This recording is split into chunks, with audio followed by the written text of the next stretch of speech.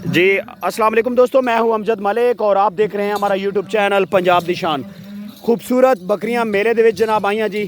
बूरे वाला दे विच सैयद शाबुल हसनैन साहब जरा मेला करा रहे हैं। ये बकरियां जनाब रियाज साहब दियां जी और माशाल्लाह क्या खूबसूरत सेट है जी।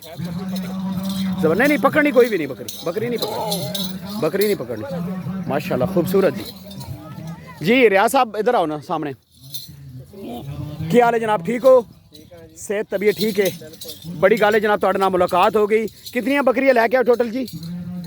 चार बकरियां, चार ही बकरियां खड़ियां जी माशाल्लाह, क्या बात है, ज़बरदस्त है। इस बकरी ना और करूँ थोड़े जे ए बकरी दिखाओ जी माशाल्लाह, खूबसूरत एनिमल जी, बहुत खूबसूरत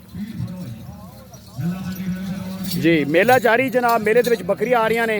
ए जनाब तुहानूं असीं शौक रियाज माछी का दिखा रहे जी, क्या बात, खूबसूरत जी। दोस्तों मिलते हैं नेक्स्ट खूबसूरत जी वीडियो ना। अल्लाह हाफिज़।